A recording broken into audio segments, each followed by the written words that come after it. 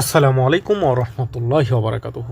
সম্মানিত দর্শক সকলকে আবারও স্বাগত জানাচ্ছি আপনাদের প্রিয় চ্যানেল বিআর মাসুদ ব্লগের আরও একটা নতুন ভিডিওতে। বন্ধুরা, আজকে যে বিষয়টা আলোচনা করব সেটা খুবই জরুরি, বিশেষ করে যারা এই মুহূর্তে ভারতে যেতে চাচ্ছেন বা যারা ভারতের ভিসা আবেদন করতেছেন তারা অবশ্যই ভিডিওটা মনোযোগ সহকারে শুনবেন। আমি আজকে গুরুত্বপূর্ণ 5টি ভিসা আবেদন রিফিউজড হওয়ার কারণ আপনাদের সামনে আলোচনা করব, যেগুলো হয়তো আপনারও সমস্যা থাকতে পারে, আর এই সমস্যাগুলো থাকলে আপনি এক্ষুনি সতর্ক হয়ে যান। সো বন্ধুরা, বিশেষ করে এই মুহূর্তে ট্যুরিস্ট ভিসা চালু হওয়ার পর থেকে ট্যুরিস্ট ভিসার আবেদনগুলোই বেশিরভাগ খারিজ হচ্ছে। বেশিরভাগ খারিজ হচ্ছে বলতে যে পরিমাণে ভিসা আবেদন খারিজ হচ্ছে তার মধ্যে ট্যুরিস্ট ভিসার আবেদনগুলোই বেশি খারিজ হচ্ছে। আর এই খারিজ হওয়ার মূল 5টা কারণ আমি খুঁজে বের করেছি এবং সেগুলো আমি আমার দর্শক এবং পরিচিত আত্মীয় স্বজন যারা ভারতের ভিসা থেকে রিফিউজড হয়েছে তাদের কাছ থেকে ডাটা নিয়েই আমি আপনাদেরকে বলছি। তো আসুন আমরা জেনে নিই প্রথম কারণটা কি। প্রথম কারণটা হচ্ছে 1 নাম্বার কারণ, পাসপোর্টের ডাটা মিসম্যাচিং। যেমন আপনার একাধিক পাসপোর্ট আছে, একাধিক পাসপোর্টে একাধিক রকমের ইনফরমেশন, অর্থাৎ এক পাসপোর্টের সাথে আর এক পাসপোর্টের ডাটার মিল নেই, অথবা আপনার ন্যাশনাল আইডি কার্ডের সাথে আপনার পাসপোর্টের ডাটার মিল নেই। তো এই সমস্ত মিসম্যাচিং যাদের আছে, এই মিসম্যাচিংগুলোর কারণে কিন্তু ভিসা আবেদন একেবারে শুরুতেই বাতিল হয়ে যাচ্ছে। বিশেষ করে ট্যুরিস্ট ভিসাতে তো কোনো কথাই নেই। দ্বিতীয়ত যে কারণটা, সেই কারণটা হচ্ছে গেল কয়েকদিন আগে থেকেই আমি দেখছি আমার এক দর্শক ভাই ফেসবুকে বিশেষ করে বারবার পোস্ট করছে। সে চেন্নাই থেকে ট্রিটমেন্ট করে আসার সময় যখন সে শিয়ালদা স্টেশনে নেমেছিল বা যে কোনো কারণে শিয়ালদা স্টেশনে থাকার সময় তার ব্যাগটা চুরি হয়ে যায়, তাতে তার পাসপোর্ট ছিল। পরবর্তীতে সে অনেক সিস্টেম মেনটেন করে বাংলাদেশে এসেছে, অবশ্যই সেটা বৈধভাবে, কিন্তু এখন সে বারবার আমার কাছে জিজ্ঞেস করছে কিভাবে লস্ট পাসপোর্ট দিয়ে সে আবারও ভিসার জন্য আবেদন করবে। এখন আমি তাদের উদ্দেশ্যে বলছি যাদের পাসপোর্ট হারিয়ে গিয়েছে। দ্বিতীয় কারণ হচ্ছে যাদের লস্ট পাসপোর্ট তাদেরকে আপাতত ভিসা দেওয়া হচ্ছে না। আর বিশেষ করে যাদের কারেন্ট পাসপোর্ট হারিয়ে গিয়েছে এটাকে তো একেবারেই অ্যাকসেপ্ট করতেছে না, কারণ এটাকে তারা একটা ক্রাইম হিসেবে ধরে নিচ্ছে।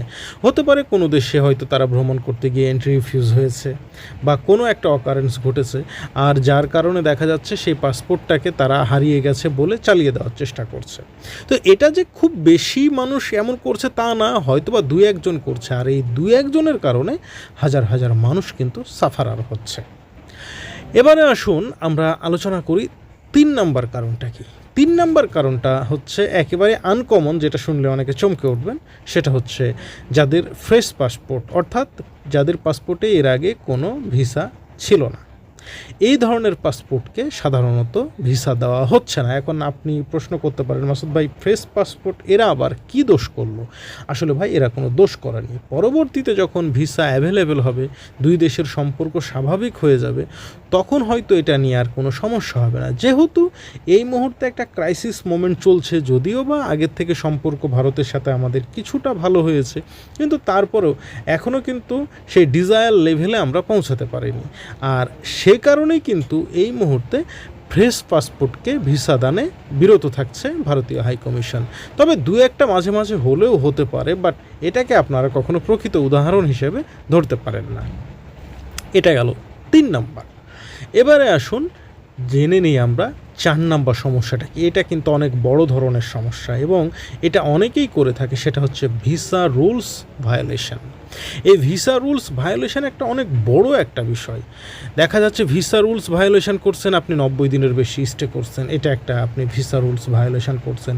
আপনি ট্যুরিস্ট ভিসায় গিয়ে আপনি মেডিকেল ট্রিটমেন্ট নিয়েছেন, আপনি ভায়োলেশন করছেন। আপনি ট্যুরিস্ট ভিসায় গিয়ে ডাবল এন্ট্রি ভিসার কাজ করছেন, অর্থাৎ বিদেশি এম্বাসি ফেস করছেন, আপনি এটা একটা বিশাল বড় ভায়োলেশন করছেন।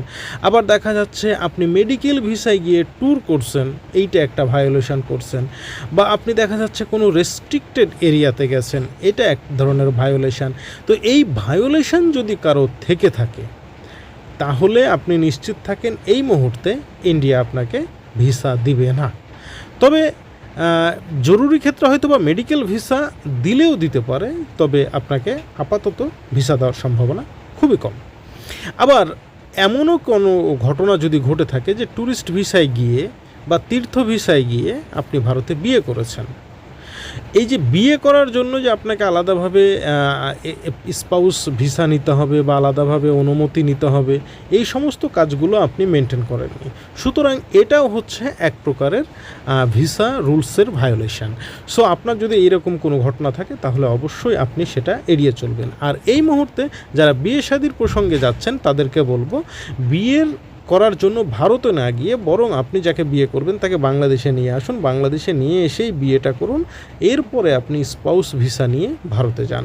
তাছাড়া আপনার জন্য কিন্তু ভবিষ্যৎটা অনেক খারাপ, কারণ যদি একবার আপনার পাসপোর্টে একটা রেস্ট্রিকশান সিল পড়ে যায় বা একটা এন্ট্রি রিফিউজ সিল পড়ে যায়, তাহলে ভবিষ্যতে আপনার ভারতে বসবাস করা তো দূরের কথা, হয়তো বা ভারতে আর কখনো আপনি প্রবেশ করতে পারবেন না। সো এই বিষয়গুলো আপনাকে অবশ্যই বিবেচনায় রাখতে হবে। এবারে আসুন আমরা সর্বশেষ যে বিষয়টা নিয়ে আলোচনা করব, 5 নাম্বার বিষয়, সেটা হচ্ছে এন্ট্রি রিফিউজ সিল। যদি এমন কোনো ঘটনা ঘটে থাকে, আপনি ইতিপূর্বে ইন্ডিয়া গিয়েছেন কিন্তু আপনাকে এন্ট্রি রিফিউজ করা হয়েছে, অর্থাৎ দেখা যাচ্ছে আপনি বাংলাদেশের যে ইমিগ্রেশন প্রান্ত এখান থেকে আপনি পার হয়ে গেছেন, কিন্তু ইন্ডিয়ান ইমিগ্রেশন প্রান্তে গিয়ে আর আপনাকে সেখানে রিসিভ করা হয়নি, যে কোনো কারণে তারা আপনাকে ভারতে প্রবেশের অনুমতি দেয়নি। তো এইরকম ঘটনা যদি ঘটে থাকে তাহলে আপনাকে আপাতত ভিসা দেওয়া হবে না। আবার এমনও হতে পারে আপনার পাসপোর্টে অ্যাপ্লাইড সিল পড়ে গেছে, ওই ভিসা রুলস ভায়োলেশন হয়তো করছেন, এক মেডিকেলের কাগজ দেখিয়ে আপনি আর এক মেডিকেলে গিয়ে ট্রিটমেন্ট করছেন, এই সমস্ত কারণও থাকতে পারে। তবে এক কথায় আপনাকে এন্ট্রি রিফিউজড বা আপনার পাসপোর্টে অ্যাপ্লাইড সিল পড়ে গেছে, আপনি আপাতত ভারতে যেতে পারবেন না বা ভারত আপনাকে ভিসা দেবে না। এক্ষেত্রে আরও একটা কথা বলে রাখি, আপনার পাসপোর্টে যদি একাধিক দেশের ভিসা থাকে এবং একাধিক দেশের ভিসার মধ্যে যদি কোনো এন্ট্রি রিফিউজ সিল থাকে, সেক্ষেত্রেও আপনার জন্য কিন্তু ভালো কিছু বয়ে আনবে না। সো আপনাকে একটা কথা মাথায় রাখতে হবে, এই ধরনের প্রবলেমগুলো থাকলে আপাতত আপনি ইন্ডিয়ার ভিসা আবেদন করা থেকে বিরত থাকেন। ইন্ডিয়ার ভিসা আবেদন আপনি তখনই করবেন যখন সব কিছু স্বাভাবিক হয়ে যাবে। তো বন্ধুরা, এই 5টাই হচ্ছে আপাতত খুব গুরুত্বপূর্ণ বিষয়। এই 5টার বাইরে আপাতত কোনো রিফিউজড হচ্ছে না।